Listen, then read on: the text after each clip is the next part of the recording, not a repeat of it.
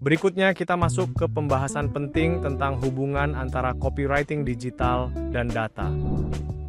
Di era digital, seorang copywriter tidak cukup hanya pandai merangkai kata. Pemahaman terhadap data menjadi elemen penting agar pesan yang disampaikan benar-benar relevan. Data membantu kita memahami perilaku audiens, mulai dari konten apa yang paling sering dilihat, pesan mana yang paling banyak direspons, hingga copy seperti apa yang menghasilkan konversi terbaik. Dengan memanfaatkan data, copywriting dapat dibuat lebih personal dan tepat sasaran. Strategi pemasaran pun tidak lagi didasarkan pada asumsi, melainkan pada fakta dan hasil nyata. Inilah yang membuat kombinasi antara kata dan angka menjadi sangat kuat.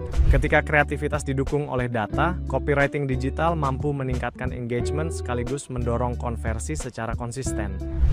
Selanjutnya, kita melihat bagaimana kreativitas dan analitik saling melengkapi dalam praktik copywriting digital.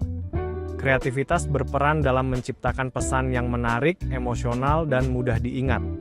Namun, jika hanya mengandalkan kreativitas tanpa data, pesan bisa kehilangan arah.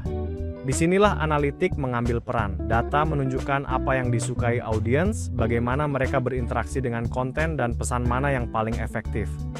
Dengan bantuan data, copy dapat disesuaikan agar terasa lebih personal dan relevan bagi audiens yang dituju.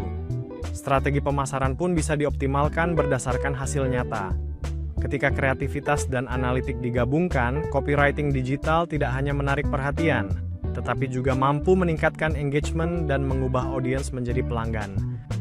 Berikutnya kita akan mempelajari studi kasus dari brand global Nike yang berhasil beradaptasi dengan era digital.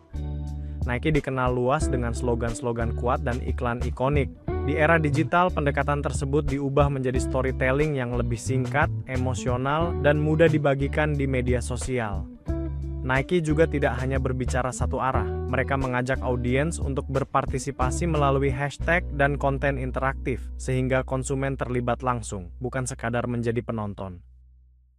Hasilnya, Nike tetap relevan di kalangan audiens muda, sekaligus mempertahankan loyalitas pelanggan lama. Dari kasus ini, kita dapat melihat bahwa copywriting digital membuka peluang komunikasi dua arah dan personalisasi yang jauh lebih dalam dibandingkan pendekatan tradisional.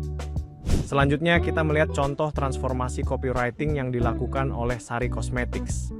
Awalnya, Sari Cosmetics menggunakan iklan cetak dengan gaya bahasa formal dan satu arah. Namun seiring pergeseran ke ranah digital, pendekatan copywriting mereka ikut berubah. Di media sosial, mereka mulai menggunakan caption yang singkat, santai, dan dilengkapi emoji untuk menciptakan kesan dekat dan komunikatif.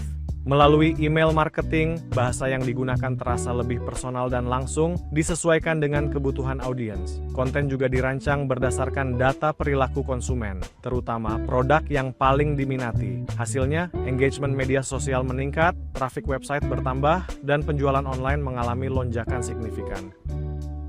Ini menunjukkan bahwa adaptasi copywriting digital berperan besar dalam pertumbuhan bisnis.